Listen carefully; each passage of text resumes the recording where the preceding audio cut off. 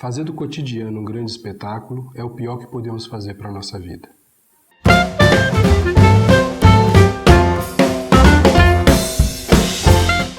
No Esquina do Pensamento de hoje eu quero conversar com você sobre essa tendência de fazer de tudo um espetáculo. Em 1979, Renato Russo fez uma música chamada Faroeste Caboclo.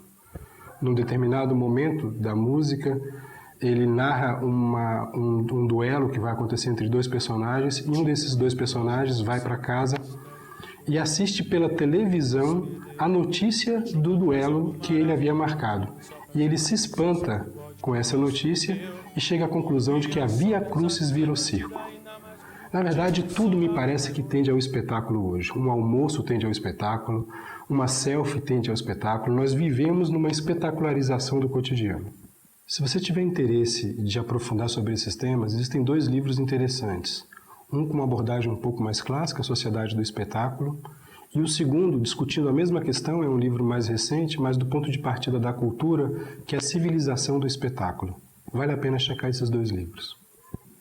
Existe uma tensão estrutural que pode nos ajudar a entender esse momento que a gente está vivendo.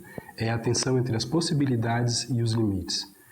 Quando essa tensão se dá num patamar saudável, isso se equilibra.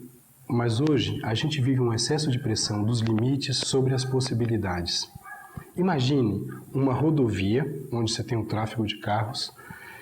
O limite da rodovia é o que possibilita o tráfego. Mas o inchaço de carros, o volume de carros em excesso, trava a rodovia. Pensa, por exemplo, um vaso sanguíneo.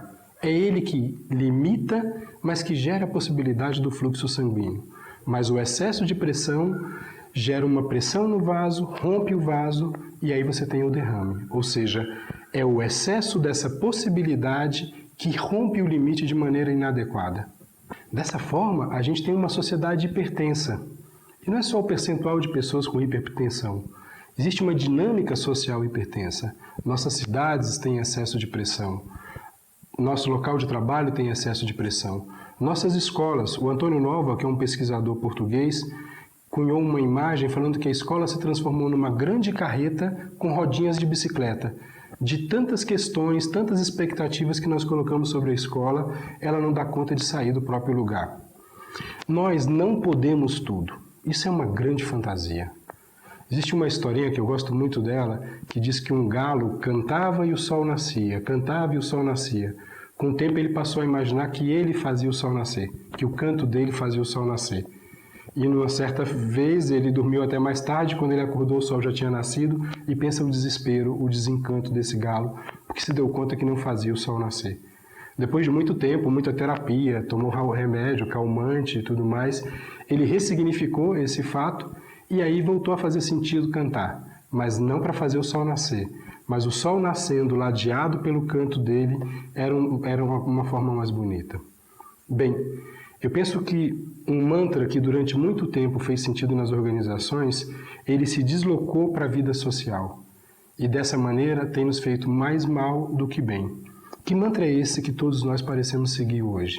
É fazer cada vez mais, cada vez melhor, cada vez em menos tempo, cada vez com menos custo. O resultado desse mantra é o adoecimento. Nós temos limites.